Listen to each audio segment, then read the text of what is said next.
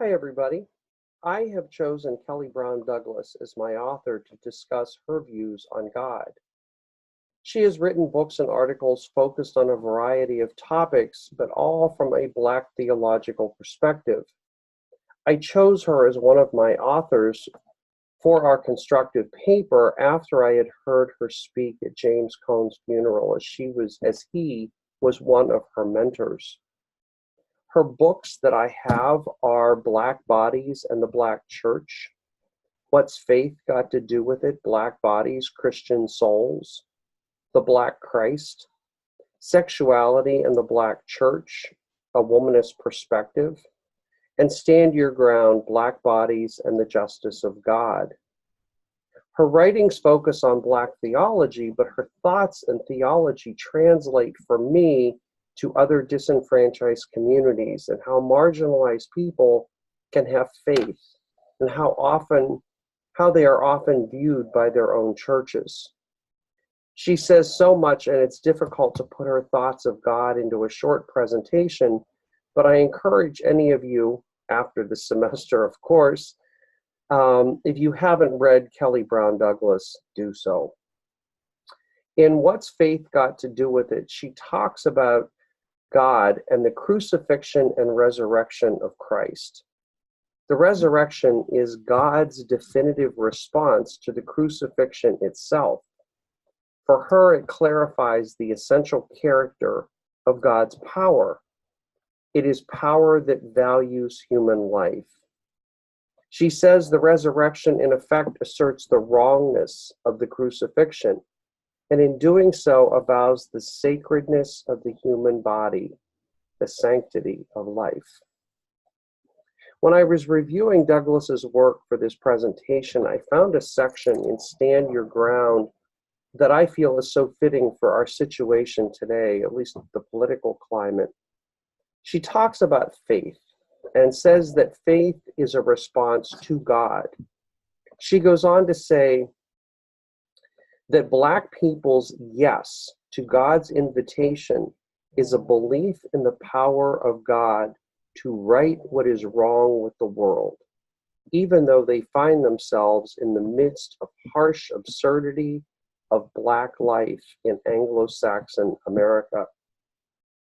I try to relate this to my gayness and my own faith. How is it that I sometimes can have faith when so much is wrong?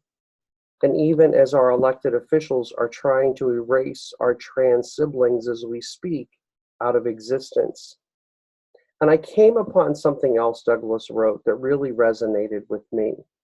Again, in Stand Your Ground, she writes about the enslaved Africans and says their first experience with God was not in slavery. They knew God before they were taken from their African homes.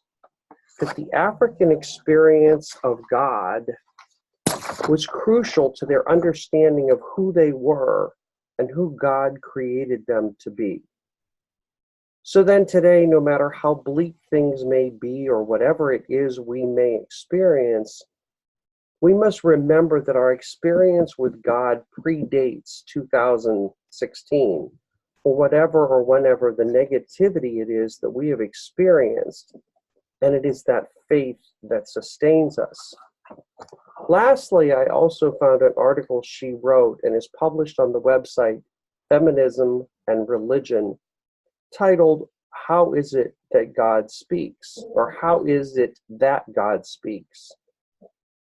A woman approached her after a particular sermon on a Sunday, and she said to Douglas that she noticed when she talked about God, she did not use pronouns, and this caused the young woman to look at God as God is, not the way God looks. And she did indeed confirm that not using pronouns when talking about God was quite deliberate. And she said that we should try to speak about God the way in which God speaks to us. So how is it that God speaks? She says that God speaks to us as a dynamic, restless force in our world. And for her, that is what God's revelation in Jesus is all about. She reminds us that in the Gospel of John, it says, "In the beginning was the Word, and the Word was with God, the Word was God, and the Word became flesh." So, in that Jesus is the incarnate Word of God speaking to us, then for us to speak about God the way God speaks to us is for us to enflesh that every word that became flesh for us. There's a lot tied up in that, but what does that mean? Briefly, for me, it means that we need to speak with our flesh. We need to speak with our actions. So briefly, it is by acting in a way that is worthy. We do this first by recognizing that each and every one of us is a child of God. Next, it's about being opportunistic. She says to seize every opportunity to act in a way that God's loving presence, make God's loving presence real in this time that is ours. And to speak about God for us to also be receptive to God's forgiving grace. God's grace is given freely to us, but we need to accept it. And lastly, we must be daring. Dare to live as if God's promised future is now.